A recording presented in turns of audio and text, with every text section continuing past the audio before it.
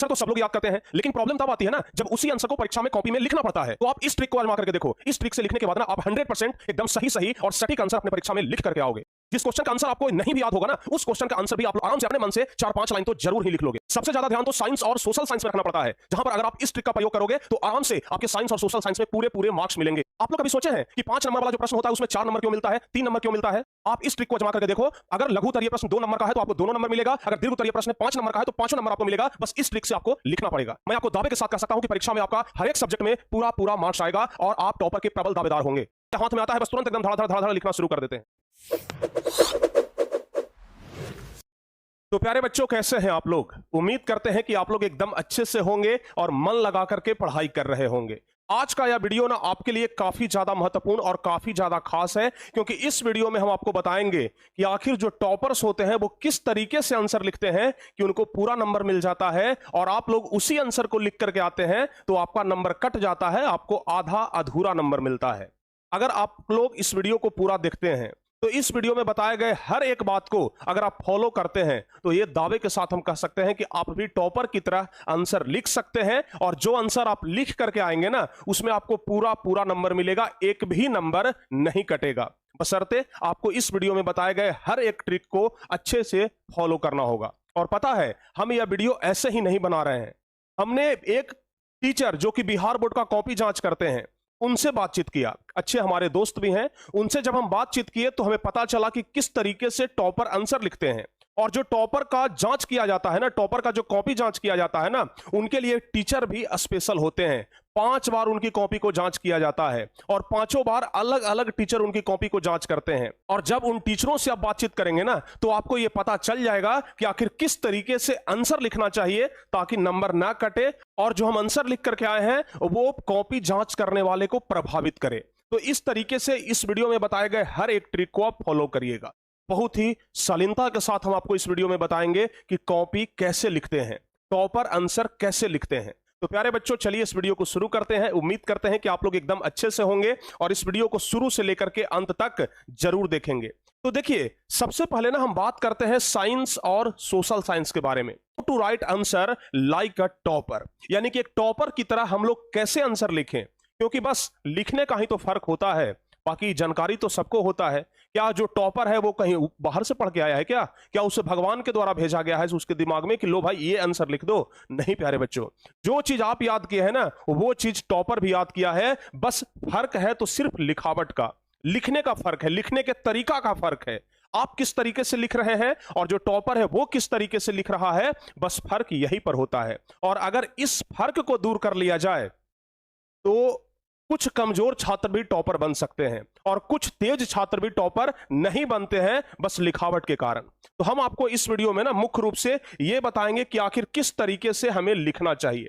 अगर सबसे पहले बातचीत किया जाए प्यारे बच्चों, अगर सबसे पहले हम बातचीत करें साइंस और सोशल साइंस के बारे में, क्योंकि आपको पता है कि 10th क्लास में जो मुख्य सब्जेक्ट होता है ना वो सोशल साइंस और साइंस ही होता है। अगर बच्चे चाहते हैं कि हाँ हमारा एक अच्छा नंबर आए, बिहार बोर्ड में एक अच्छा रैंक आए या फिर किसी भी बोर्ड में अगर एक अच्छा रैंक आए, तो उसके लिए आपको ये 2 सब्जेक्ट पर विशेष ध्यान देना होता है, साइंस और सोशल साइंस। क्योंकि इसके अलावा तो मैथ में तो अधिकांश बच्चे तेज होते हैं, और मैथ में ना आंसर लिखने का कोई तरीका नहीं होता है कि मैथ में हम पॉइंट वाइज लिखें या फिर पैराग्राफ से लिखें। मैथ तो बस बनाने का चीज है, किसी तरीके से उसका सॉल्यूशन कर दीजिए, नंबर आपको मिल ही जाएगा। और हिंदी और संस्कृत ये सब तो पैराग्राफ का चीज है, आराम से पैराग्राफ से लिखिए।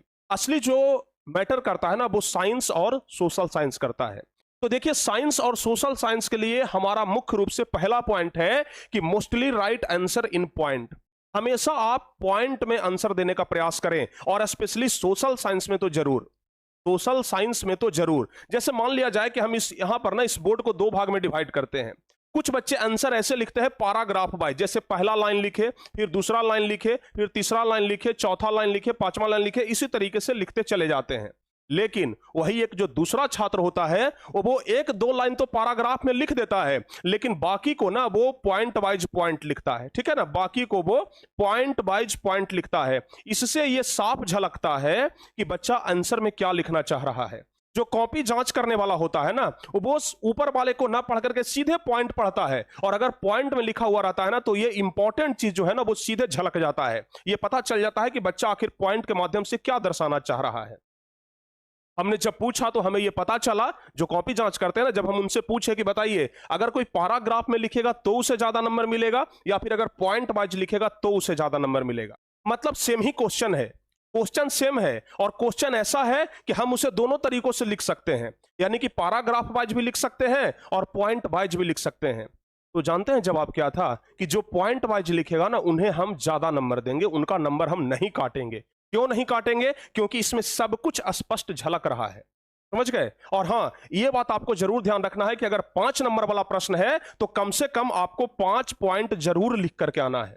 5 नंबर वाला प्रश्न में अगर 4 पॉइंट लिखेंगे तो आपका 1 नंबर कट जाएगा। अगर 5 पॉइंट वाला प्रश्न में अगर आप 3 पॉइंट लिखेंगे, 2 पॉइंट छोड़ देंगे, तो आपका 2 नंबर कट जाएगा। यानी कि अगर आप पॉइंट वाइज लिखते हैं ना, तो वहां पर आपको 5 पॉइंट लिखना होगा। मतलब आप जानते हैं, अगर आप पॉइंट वाइज लिखते हैं ना, तो आप कॉपी जांच करने वाले को अपने तरीके से नचा सकते हैं। कहिए कैसे सर? अगर हम 5 पॉइंट लिखे हैं तो उसका यह मजबूरी बन जाएगा कि हर एक पॉइंट पर 1 नंबर दे।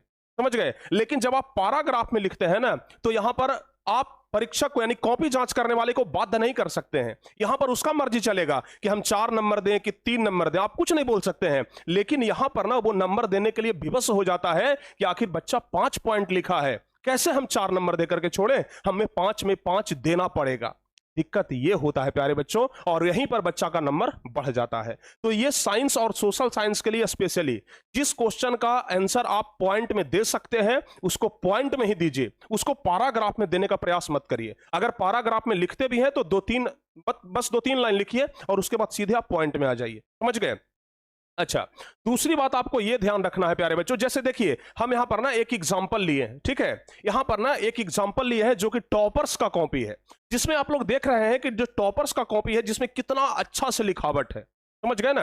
ये देख रहे हैं कि प्रश्न क्रमांक 10 का उत्तर, यानी कि अगर 10वां नंबर का जवाब लिख रहा है ना, तो यहां पर जो बच्चा है ना वो बीच में एकदम हाईलाइट करके लिख दिया है कि प्रश्न क्रमांक 10 का उत्तर, यहां पर प्रश्न क्रमांक 11 का उत्तर। इससे यह स्पष्ट हो रहा है कि जो कॉपी जांच करने वाला है ना, उसको तनिक भी दिमाग लगाना नहीं पड़ेगा कि 10वां का उत्तर कहां लिखा गया है, 11वां का उत्तर कहां लिखा गया है। एकदम साफ झलक रहा है कि भाई ये उत्तर यहां से शुरू है, ये उत्तर यहां से शुरू है। दूसरी सबसे महत्वपूर्ण चीज, अगर प्यारे बच्चों आप लिख रहे हैं तो उसमें चित्र का वेटेज होता है। अगर आप कोई 5 नंबर वाले प्रश्न का जवाब दे रहे हैं, चाहे वो साइंस हो चाहे सोशल साइंस हो, अगर जैसे मान लिया जाए कि आप बायोलॉजी का आंसर दे रहे हैं और बायोलॉजी में आ गया कि पाचन तंत्र का वर्णन करें, तो क्या पाचन तंत्र में आप सिर्फ पैराग्राफ लिख करके छोड़ देंगे? नहीं ना, वहां पर आपको चित्र बनाना है। और जानते हैं, चित्र बनाने से भी आप कॉपी जांच करने वाले को बाध्य कर सकते हैं कि वो आपको नंबर देगा। अगर आप चित्र बना दिए हैं ना, तो वो नंबर काटने से पहले 10 बार सोचेगा, अरे भाई पैराग्राफ भी लिख दिया है, चित्र भी बना दिया है, तो आखिर नंबरवा हम काटे कैसे? समझ गए ना? तो वो पूरा नंबर देगा। वहीं अगर आप चित्र ना बना करके सिर्फ पैराग्राफ लिख देंगे ना, वो फिर उसके हाथ में है, कितना नंबर देगा उसकी मर्जी पर है। तो इसलिए इन सब चीजों का ना आप विशेष ध्यान रखें। समझ गए? उसके बाद जो सबसे महत्वपूर्ण पॉइंट है वो है वेटेज। ध्यान रखिएगा, वेटेज इज इंपॉर्टेंट, सबसे ज्यादा महत्वपूर्ण है प्यारे बच्चों वेटेज। अब कहिएगा सर ये क्या होता है? ध्यान रखिएगा, अगर हम लघु उत्तरीय प्रश्न यानी कि शॉर्ट आंसर का जवाब लिख रहे हैं, यानी कि 2 नंबर वाले प्रश्न का जवाब अगर हम लोग लिख रहे हैं, तो उसमें कोशिश करिए कि आपको 4 से 5 लाइन लिखना है। 4 से 5 लाइन लिखना है। 5 लाइन, मैक्सिमम 6 लाइन जा सकता है, उससे ज्यादा ना लिखें। अगर 2 नंबर वाला प्रश्न है उसमें 1 पन्ना भर दीजिएगा ना, तो आपका नंबर कट जाएगा। कहिए कैसे सर? जो कॉपी जांच करने वाला होता है ना, वो इरिटेट हो जाता है, उसको लगता है कि क्या इतना लंबा चौड़ा लिख दिया है, मतलब उतना वो वहां पर ना आपका न्यूज़पेपर पढ़ने के लिए नहीं बैठा है। जो कॉपी जांच करने वाला होता है ना, उसके पास उतना समय भी नहीं है, और वो ना उतना ज्यादा, ये क्या कह सकते हैं, मतलब कि जो थोड़ा देर तक शांत बैठा रहे वो नहीं होता है वो। समझ गए ना? उसे बस चाहिए शॉर्टकट में, और उसे ये चीज चाहिए ना कि बस देखें और तुरंत झलक जाए कि हाँ ये क्या कहना चाह रहा है। तो अगर आप 2 नंबर वाले प्रश्न में 1 पन्ना लिख देंगे ना, वो नहीं पढ़ेगा, नहीं पढ़ेगा वो, और सोच लेगा चलो लगता है कोई लेख लिख दिया है, और आराम से आपको 1.5 नंबर देकर के छोड़ देगा। समझ गए? तो यहां पर क्या करें कि आप किसी भी चीज को, किसी भी प्रश्न को लिखें तो 4-5 लाइन से ज्यादा ना लिखें। और देखिए, अगर अब मान लिया जाए कि 5वां नंबर प्रश्न का जवाब दे रहे हैं, तो ऊपर में साफ तौर से झलका दें कि प्रश्न क्रमांक प्रश्न क्रमांक 5, और इसको ना ब्रैकेट में कर दें का उत्तर। और उसके बाद प्यारे बच्चों ये आप ना बीच में लिख दें, ऐसे अंडरलाइन कर दें, और नीचे यहां पर आपका आंसर रहेगा, समझ गए। उसके बाद निचला एक लाइन छोड़ दीजिए और नीचे फिर इसी तरीके से लिख दीजिए प्रश्न क्रमांक 6 का उत्तर। अब यहां पर जो कॉपी जांच करने वाला होगा ना उसको साफ झलक जाएगा कि अच्छा 5वां का उत्तर यहां से यहां तक है, और आपका ये जो लिखने का तरीका है ना इसे देख करके वो नंबर दे देगा। सचमुच बता रहे हैं, ये सिर्फ ऊपर वाला जो आप लिख दिए ना प्रश्न क्रमांक 5 का उत्तर, इसे देख करके वो आपको 1 नंबर तो जरूर ज्यादा कर देगा। अगर काटना भी चाहेगा तो नहीं काट पाएगा। तो वेटेज इंपॉर्टेंट है, समझ गए। अगर 2 नंबर वाला प्रश्न है तो उसमें 4-5 लाइन से ज्यादा ना लिखें, और अगर 5 नंबर वाला प्रश्न है तो उसमें आपको 9-10 लाइन से ज्यादा नहीं लिखना, समझ गए। 5 नंबर वाला में कम से कम आपको 9-10 लाइन लिखना ही पड़ता है, समझ गए बात को ना। क्योंकि देखिए अगर प्यारे बच्चों 5 नंबर का प्रश्न है, अगर 2 नंबर वाला में हम 5 लाइन लिख रहे थे तो 5 नंबर वाला यानी कि सीधे 2.5 गुना है ना, तो 2.5 गुना है तो कम से कम आपको तो 11-12 लाइन लिखना चाहिए। लेकिन 10 लाइन 9-10 लाइन आप लिखेंगे ना एकदम बढ़िया से नंबर आपको मिलेगा, कहीं नहीं नंबर कटेगा। ये बात ना आप लोग ध्यान रखेंगे। उसके बाद ये जो 2 नंबर वाले क्वेश्चन होते हैं ना इस पर आपको विशेष ध्यान रखना है, क्योंकि आपको पता है कि यही आपका स्कोरिंग मार्क्स होता है, समझ गए। तो ध्यान रखना है ऑलवेज यूज एग्जाम्पल, यानी कि अगर 2 नंबर वाले प्रश्न का हम लोग जवाब लिख रहे हैं तो वहां पर कोशिश करें कि एग्जाम्पल का प्रयोग जरूर करें, समझ गए। एग्जाम्पल का जरूर प्रयोग करें। जैसे आपसे पूछा जा रहा है कि बताइए, जैसे बायोलॉजी का कोई सवाल है, हम पूछ दिए कि बताइए भाई क्या, जैसे कोई क्वेश्चन हम लिख लेते हैं कि परजीवी क्या है, समझ गए ना। हम मान लिया जाए कि क्वेश्चन आपसे पूछा गया कि परजीवी क्या है, आपसे ये क्वेश्चन पूछा गया परजीवी क्या है, तो आप इसमें तो ये तो लिख देंगे कि जो पोषण के लिए दूसरों पर निर्भर रहता है उसे परजीवी कहते हैं। लेकिन अगर आप इसका एग्जाम्पल नहीं लिखेंगे ना तो ये काफी ज्यादा दिक्कत हो जाए।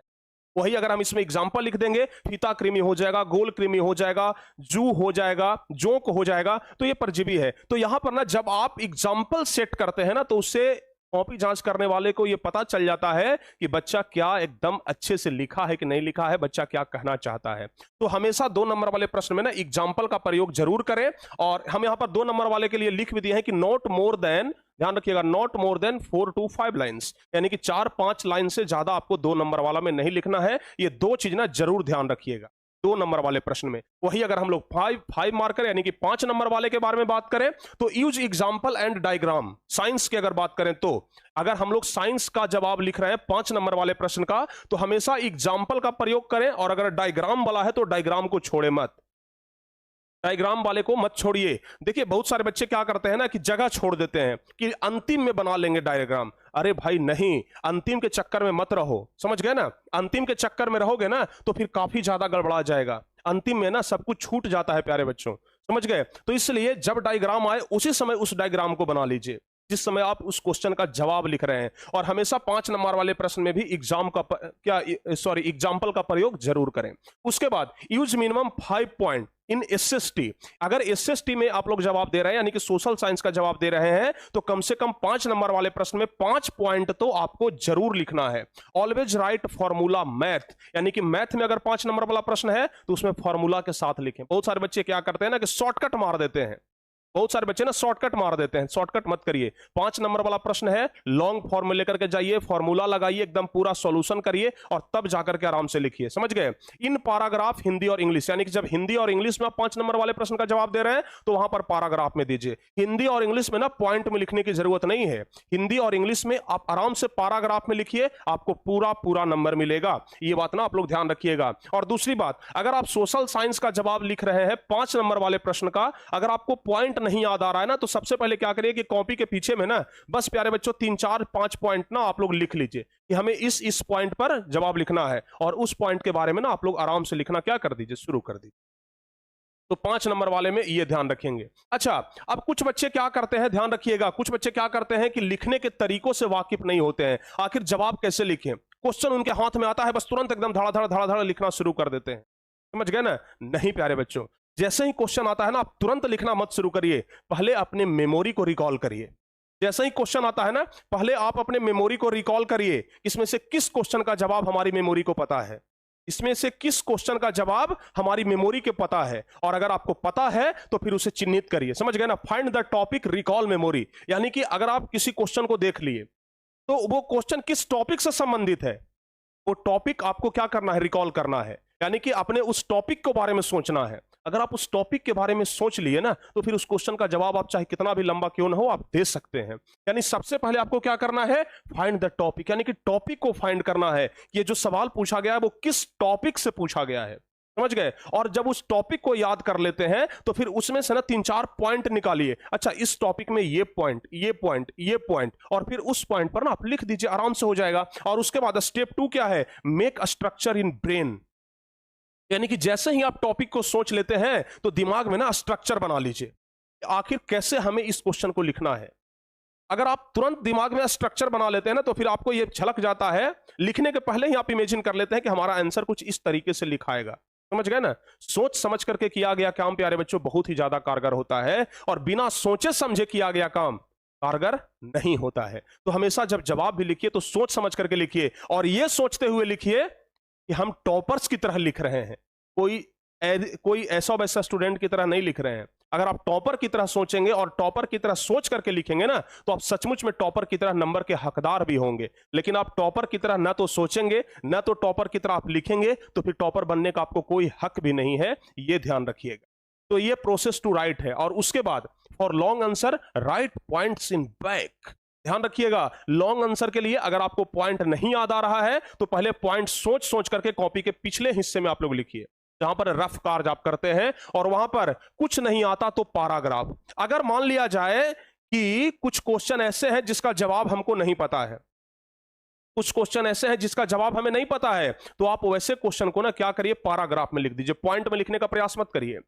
जिस क्वेश्चन का जवाब आपको नहीं पता है ना, उसको कभी भी पॉइंट में मत लिखिएगा, नहीं तो अगर एक पॉइंट भी गलत होगा ना तो नंबर कट जाएगा। क्योंकि हो सकता है कि कॉपी जांच करने वाला का नजर उसी पॉइंट पे चला जाए जिस पॉइंट को आप गलत लिखे हैं। तो हमेशा जिस क्वेश्चन का जवाब आपको नहीं पता है, आधा अधूरा पता है, उसको पैराग्राफ में लिखिए, यानी कि लगातार लिखिए, पॉइंट वाइज मत लिखिए, और अंडरलाइन इंपॉर्टेंट वर्ड्स। लेकिन हां, यह ध्यान रखिएगा कि अगर हमें किसी क्वेश्चन का जवाब नहीं पता है, 5 नंबर वाला क्वेश्चन है, लेकिन 3-4 लाइन ही हमें बस पता है और उसके आगे नहीं पता है, तो क्या करिए पता है, जो 3-4 लाइन आपको सही सही पता है ना, उसके नीचे अंडरलाइन कर दीजिए, समझ गए। जो 3-4 लाइन आपको सही सही पता है कि नहीं, ये वाला जो हम लाइन लिखे हैं ना ये सचमुच में सही है, और बाकी जो लाइन है ना वो सस्पेंस वाला है, तो आप क्या करिए कि जो लाइन सही है उसके नीचे अंडरलाइन कर दीजिए। इससे क्या होगा पता है, जो कॉपी जांच करने वाला होगा ना, उसका सबसे पहला ध्यान उसी पर जाएगा जिसे आप अंडरलाइन किए हैं, और ये चांस बहुत हद तक है कि वो उस अंडरलाइन वाले सेक्शन को ही पढ़ करके आपको नंबर दे दे, वो बाकी पैराग्राफ को नहीं पढ़ेगा।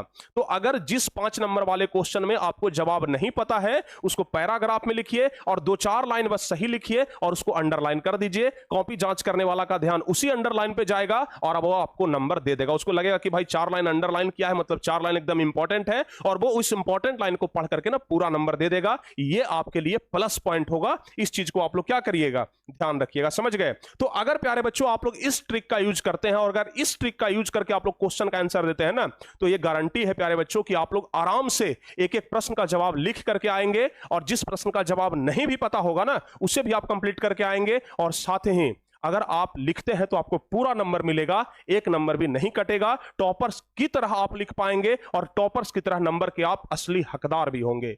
तो हम आपको जितने भी पॉइंट्स बताए हैं उस पर 1-2 बार लिखने का प्रैक्टिस करिएगा, और उसके बाद देखिएगा कि आपका रिजल्ट क्या होता है। जरूर पॉजिटिव रिजल्ट होगा और अपने आप को एक अच्छा महसूस आप कर पाएंगे, ठीक है ना, एक अच्छा फीलिंग्स दे पाएंगे। तो उम्मीद करते हैं कि आप लोग इस वीडियो में बताए गए हर एक पॉइंट को एकदम अच्छे तरीके से समझेंगे और उसे करने का प्रयास करेंगे, ठीक है। और इसी तरह के वीडियो के लिए प्यारे बच्चों बने रहिए हमारे साथ, और आगे भी अगर आप इस प्रकार का वीडियो पाना चाहते हैं तो चैनल को जरूर सब्सक्राइब करिएगा, और अगर वीडियो अच्छा लगे तो वीडियो को लाइक जरूर करिएगा।